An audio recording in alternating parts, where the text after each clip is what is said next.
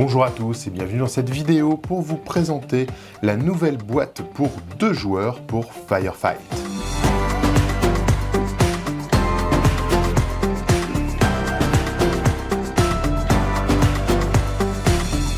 Firefight est un jeu de combat, d'armée, qui se passe dans l'univers de Warpath, donc l'univers science-fiction de Mantic. On vous avait déjà présenté Dead Zone dans sa nouvelle édition qui est sortie il y a peu. C'est maintenant au tour de Firefight qui va être la version grande armée, un peu comme on peut retrouver sur du Warhammer 40 000 par exemple. Donc Firefight, ça va être un jeu qui va s'étendre sur 2 formats, on va dire. Il va y avoir le format petit combat, donc ça va être des petites armées de 750 à 1250 points environ, qui représentent quelques unités, 5 à 10 figurines par unité et 1 ou 2 véhicules.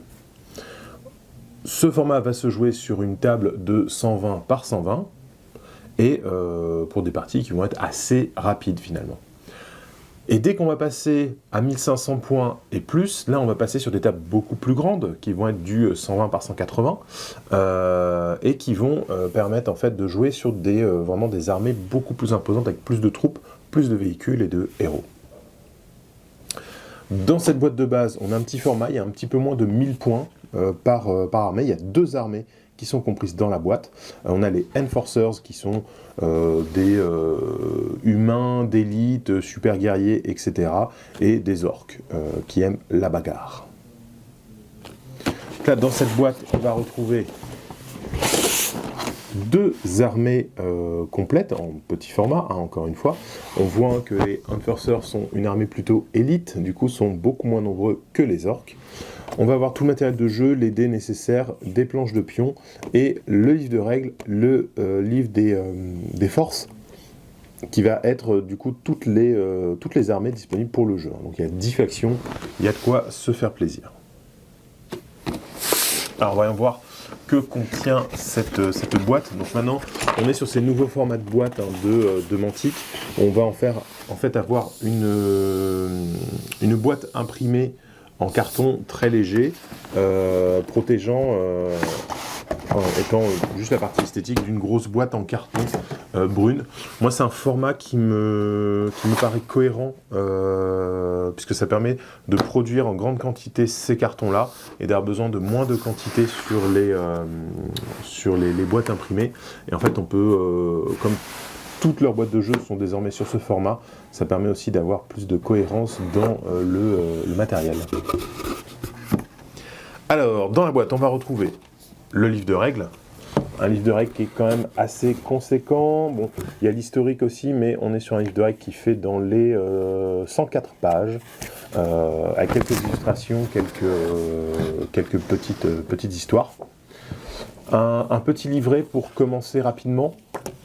On va retrouver, comme on avait sur Dead Zone, les guides d'assemblage des figurines, les profils des figurines qui sont dans la boîte, pour ne pas avoir besoin de se référer au livre pendant la partie, et un scénario prêt à mettre en place, le guide des références, etc.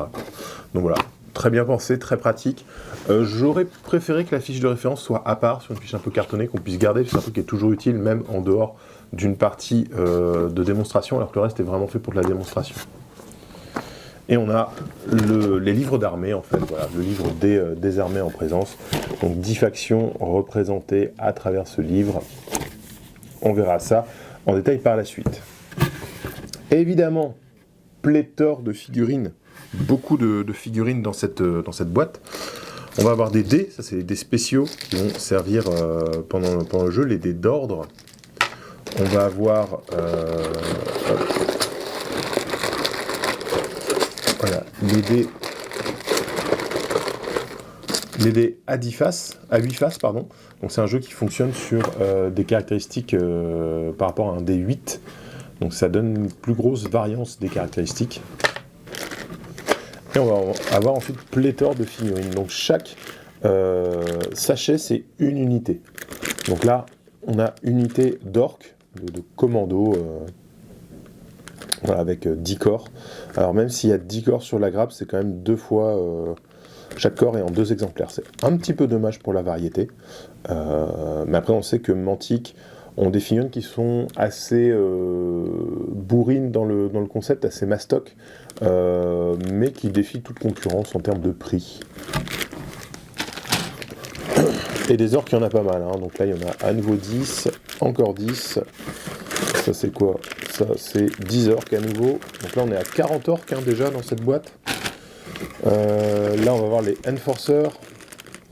Il y a les armes spéciales. Il y a les... Là, c'est des espèces de centurions avec les gros boucliers. Là encore, les armes spéciales. Là, c'est les petits... les Enforcers de base. C'est des unités de 5 là par contre, c'est ça. Donc il y a 5, 10, là ils sont les corps, 5, 10, 15. Il y a 20 Enforcers de base, plus 4 gros balaises avec les boucliers. Et là on a encore quelques véhicules, quelques unités. On a les motos des Enforcers. Donc il y a 2 motos dans le sachet. Et il y a le boss orc là qui est énorme. Non, c'est pas le boss, il n'y a pas de perso dans la boîte là, c'est des. Si ça c'est le boss orc. Ah non, c'est des unités de gros orcs. On va les assembler, ça sera plus facile. Voilà, il y a 2 unités de 2 figurines de gros orcs. Évidemment, tous les socles plastiques habituels de Mantic. Bon, un autre sachet de dés, sinon il n'y en a pas assez. Et des socles en bois pour les socles 40 mm. Voilà. Et on va voir une planche de pion.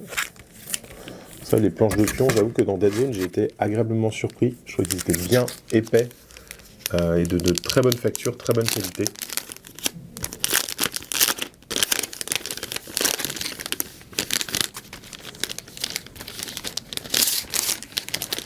Hop.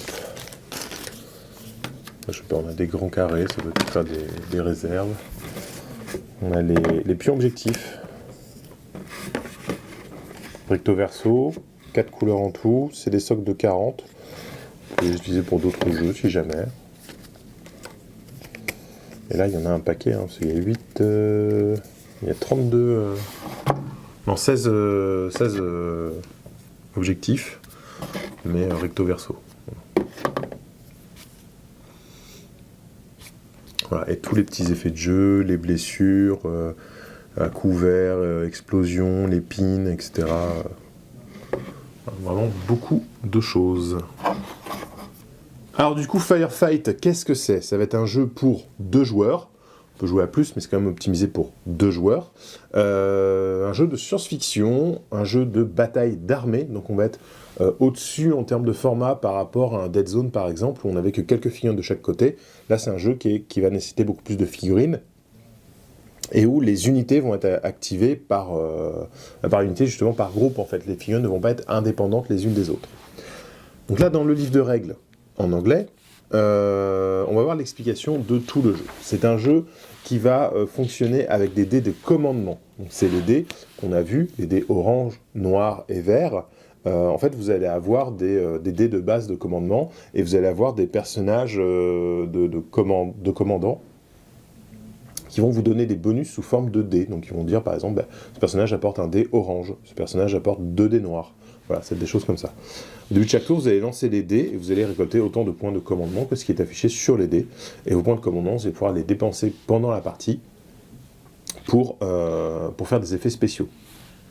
Comme j'ai dit, ça joue avec des D8, donc souvent il faudra dépasser une valeur, égaler ou dépasser une valeur avec un D8, et le nombre d'attaques, la rafale de l'arme ou quoi va vous dire combien de dés vous devez lancer. Contrairement à Dead Zone, on ne va plus jouer sur des cases, mais on va jouer avec un mètre pour prendre des mesures, donc on est vraiment dans du jeu de bataille plus traditionnel, j'ai envie de dire. Et on va avoir un profil qui va beaucoup ressembler à ceux de Dead Zone, hein, du coup, avec le type. Le type est important dans le jeu, puisque certains scénarios vont exiger que ce soit qu'il y ait des actions ou des objectifs qui soient récupérés par un certain type de troupe, enfin type d'unité, notamment troupe. On va avoir la rapidité, qui va être la distance à laquelle se déplace le personnage, avec deux valeurs. La première, c'est la distance normale, si on fait une marche, donc une action normale qui permet de faire une autre action derrière. Et la deuxième, ça va être si on fait un sprint, donc si on ne fait que ça de son tour. On va voir la valeur de combat, la valeur de tir, hein, c'est des résultats à obtenir sur le D8. Donc la valeur moyenne dans le jeu, c'est de 5+, là où sur un jeu à D6, on va plutôt être sur du 4+. On va retrouver l'armure, les points de vie, les nerfs, donc ça c'est la valeur de commandement en fait, qui va servir à ne pas s'enfuir ou ne pas rester planqué quand on va être attaqué. La taille du socle, la force de l'unité, la force de l'unité, ça va servir pour déterminer les objectifs. Donc des fois, vous allez avoir des unités qui vont avoir une toute petite force parce que c'est pas fait pour prendre des objectifs, et des unités qui ont une très grosse force parce que ce sont des spécialistes de l'objectif. Voilà. Et en dessous, on va avoir tous les équipements qui sont sur cette unité, avec les armes, notamment la portée, le nombre de dés à lancer, les résultats à obtenir, etc. etc.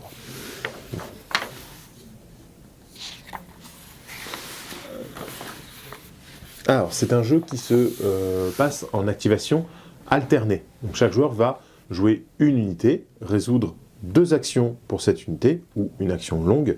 Il y a quelques actions longues dans le jeu, mais assez peu. Et ensuite, c'est au jour suivant d'activer une unité qui n'a pas encore été activée. Donc il y a une vraie alternance comme ça dans le jeu, et on va pouvoir réagir à ce que fait l'adversaire. Donc les points de commandement vont servir, il y a 2 effets de jeu permanents qui vont être de payer un point de commandement pour activer une unité supplémentaire avant de rendre la main à votre adversaire. Donc quand vous faites une activation d'unité, vous pouvez payer un point de commandement pour activer tout de suite une autre unité. Et l'autre, ça va être pour un point de commandement, on va pouvoir retirer un marqueur pin sur une unité. Donc on va voir que dans le jeu, le marqueur pin, c'est très important, ça va un peu représenter le moral des troupes et leur disponibilité à répondre aux ordres. Les points de commandement vont aussi servir à faire des ordres spéciaux. Donc on va avoir des ordres de faction, donc ça c'est expliqué dans votre faction, des ordres auxquels vous allez avoir accès si vous êtes à une certaine distance, il faut être à 12 pouces ou moins d'un commandant pour pouvoir déclencher un ordre. Et on va avoir des ordres sur les profils des figurines. Certaines figurines vont avoir des ordres spécifiques à donner ou à recevoir. Les lignes de vue, alors j'ai bien aimé parce que c'est nomenclaturé en fait. Qu'est-ce que j'entends par là? Tout a une taille. Et du coup, si vous avez une figurine de taille 2 qui est derrière un décor de taille 3, vous pouvez pas la voir. Point. Même si on voit l'épée qui dépasse, machin, parce qu'elle était dans une position, tout ça. Donc voilà, moi c'est le genre de règle que j'aime bien, parce que ça ne va pas créer de problème en termes d'assemblage et de conversion. Voilà, si je convertis mes figurines, qu'elles sont légèrement plus grandes que les originales, c'est pas grave, on se réfère toujours à la règle de taille. Voilà. Si on est sur un élément de décor, on ajoute sa taille à la nôtre. Enfin voilà, il y a tout un système comme ça. C'est très intelligent. Au niveau des barricades, ça va être ça va donner un couvert. Si on est au contact de la barricade, on peut l'ignorer, donc on n'a pas le malus parce que elle est de votre côté, la barricade, etc. Enfin, voilà, c'est très simplement écrit, mais c'est très bien mis en place, je trouve.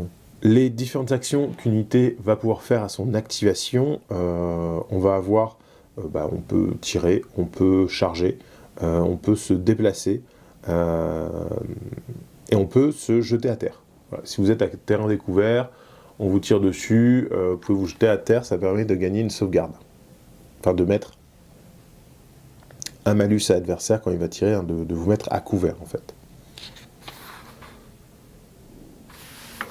Voilà. Donc, tout est très classique dans les règles, il n'y a rien de vraiment surprenant, si ce n'est l'utilisation des points de commandement, mais qui finalement est assez proche aussi des points de stratagème de Warhammer 40 000. La vraie surprise, j'ai envie de dire, de mon côté, ça va être les phases d'assaut. Quand vous allez faire un assaut, donc on va faire une charge, il va y avoir un combat qui va en résulter, et en fait on va désigner un gagnant, un perdant, selon les pertes qui ont été infligées. Le perdant recule de 6 pouces sachant que s'il est dans un décor, il doit le quitter. Enfin voilà, il y a un peu le côté où je défendais un lieu et puis je me barre en courant parce que finalement ils sont trop forts. Et l'adversaire peut avancer de 3 pouces. Donc il y a un côté comme ça de repousser l'adversaire parce qu'il a été vaincu. Ce qui fait qu'en fait, au moment de l'activation d'une autre unité, il n'y a aucune unité engagée au corps à corps sur la table. Toutes, elles sont engagées le temps de la résolution du combat et elles sont séparées à la suite du combat. Voilà. Je vais pas venir en détail dans les effets, les capacités spéciales, etc. Comment se résout un tir, se résout un corps à corps, c'est très très classique. Vous lancez un certain nombre de dés, il y a un score à obtenir, l'adversaire peut tenter de sauvegarder sa valeur d'armure, il y a un score à obtenir, etc., etc. Tout se fait avec des D8, mais sinon c'est très classique. La particularité, ça va être le pinning, je sais pas, les pins, voilà. En fait, ça va être un peu les coups au moral. Voilà, sous certaines conditions, l'unité va recevoir un marqueur pin, et si elle a un marqueur pin, en fait, elle va avoir des malus sur ce qu'elle va entreprendre, et notamment quand vous l'activez, votre première action doit obligatoirement être de retirer le marqueur pin, et du coup, ça fait que vous n'avez plus qu'une action courte à réaliser après ça. Voilà. Et le marqueur pin va avoir plusieurs intérêts dans le jeu. Il va y avoir des effets de jeu qui s'y réfèrent directement, des effets qui permettent de le retirer, des effets qui permettent de déclencher autre chose s'il y a déjà un marqueur pin, etc., etc., etc. C'est très important dans le jeu, le marqueur pin. Alors j'avoue que tous leurs véhicules là, chez Mantic, me semblent bien sympas. C'est assez chouette.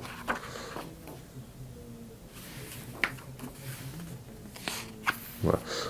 Place très importante des bâtiments dans le jeu. Donc la gestion des éléments de décor avec des pièces à l'intérieur, des portes, des trucs comme ça et tout, c'est géré dans les règles, c'est bien amené. Les véhicules, il n'y a pas grand chose forcément. Ils ont pas c'est pas pareil en termes de morale, donc ils ont pas le pinning va pas être de la même façon, etc., etc. Mais c'est quelque chose de très très classique et très évident dans sa démarche en fait.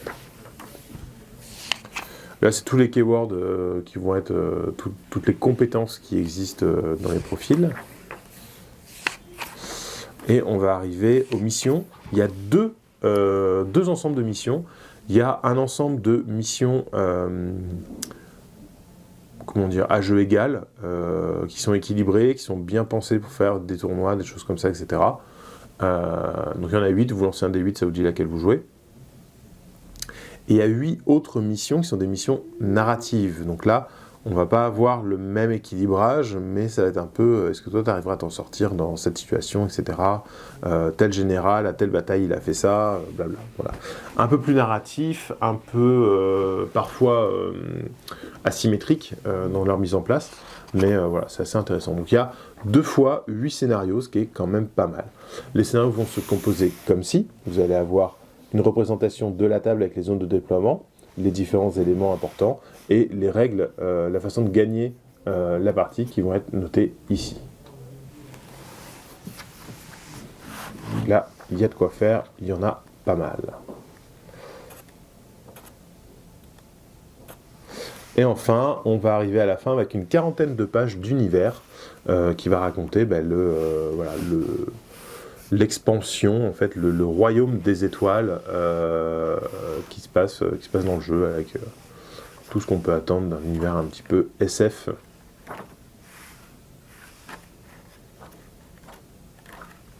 Voilà, très intéressant, très sympa. Voilà, petit avant-goût de ce à quoi ressemblent les règles de Firefight. Et le deuxième livre qu'on a, ça va être les Force List. Donc là, on va vous présenter les profils de toutes les unités du jeu. Et il y en a pas mal. Voilà. Donc un petit peu d'histoire. À chaque fois, il y a une double page comme ça sur l'histoire de la faction. Donc les Astérianes et tous les profils. Alors, je trouve que les pages comme ça de grille de profil, c'est un petit peu aride en fait. Voilà, ça manque de trucs. Heureusement, j'aime bien, à la fin, ils ont une petite double page pour présenter les figurines avec le nom des équipements qu'elles apportent, etc. Mais c'est vrai que ce serait plus sympa d'avoir la photo de la figurine, même juste un portrait en fait de la figurine, juste un buste ou quoi, machin, à côté du texte, enfin à côté du profil, ce serait plus intéressant à mon avis. Plus accessible et plus facile en tout cas en termes de lecture.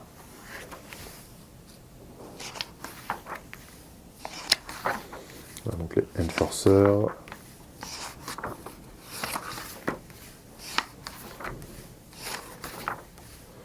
Beaucoup de profils chez les Enforcers. Hein.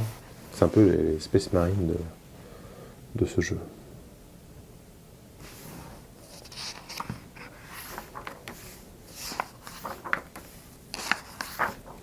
Les Forge Phasers sont des nains.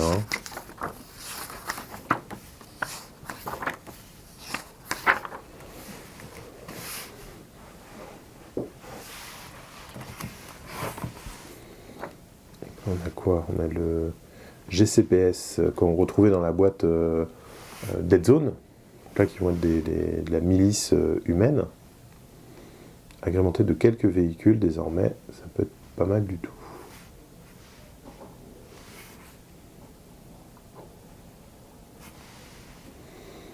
Ensuite, on a les orques, les maraudeurs.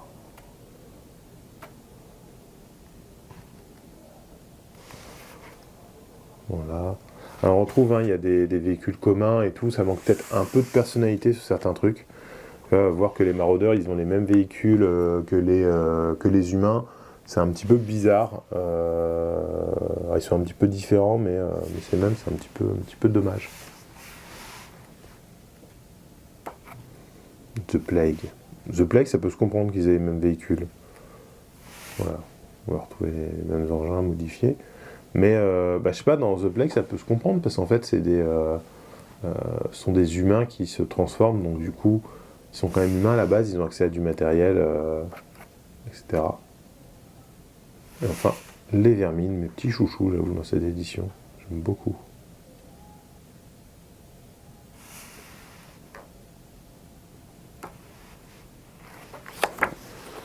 Voilà. Avec différentes unités des vermines. Et on retrouve les figurines de Dead Zone. Hein. Tout est lié. Alors en parlant de figurines, ça donne quoi les figurines qui sont dans la boîte? Eh ben, il y en a beaucoup. Il y en a beaucoup. On est sur un jeu d'armée. On a déjà 2 petites armées là qui sont pas mal étoffées. Donc chez les orques, on va avoir beaucoup de troupes qui ont pas mal d'options d'assemblage différentes, qui sont assez chouettes. Je regrette, là les bras avec les griffes, je les trouve très très cool. Je regrette qu'il n'y ait que des bras gauches et qu'il n'y ait pas de bras droit. C'était sympa de faire une sorte de Wolverine. Après ça se comprend parce qu'en termes de règles, ils ont forcément une arme de corps à corps et un pistolet. Donc en mettant 2 griffes, ça marche plus. On a aussi les gros balaises qui sont vraiment super chouettes. Alors après, on est habitué à la qualité de Mantic. Ce sont des figurines qui sont assez mastoc, figurines en plastique, parfois difficiles à ébarber, mais qui sont vraiment très peu chères. Donc pour un jeu d'armée qui va nécessiter beaucoup de figurines, c'est pas déconnant. On est sur des pièces qui sont un peu moins qualitatives que la concurrence, mais justement on va avoir des troupes très accessibles en termes de prix, et on va avoir quand même des personnages en résine avec une très bonne gravure pour les unités importantes. Du côté des Enforcers, il y a un petit peu moins, mais quand même les troupes sont très jolies. J'aime beaucoup les motos volantes là sont très classe, et il y a de l'élite qui fonctionne à merveille. Voilà, donc c'est très très beau. La proposition est très intéressante. Même si on n'est pas sur les plus belles figurines qui existent, pour de l'armée ça va bien en fait, on n'a pas besoin de peindre des trucs de ouf tout le temps, à chaque fois, et si vous cherchez un bon compromis pour du jeu d'armée avec un moyen d'avoir des figurines très populeuses, des unités assez nombreuses, je pense que Firefight est un bon moyen de faire des unités populeuses parce que Mantic est assez peu cher sur ce point-là. Et voilà pour Firefight, le nouveau jeu de chez Mantic, jeu de bataille science-fiction, et avec tout compris dedans. Hein. C'est-à-dire que là, quand vous prenez les livres, bah, vous avez la Force List, il y a toutes les listes d'armées, il n'y a pas de livres à acheter à part, etc. Vous avez vraiment tout ce qu'il faut à l'intérieur de ces deux bouquins.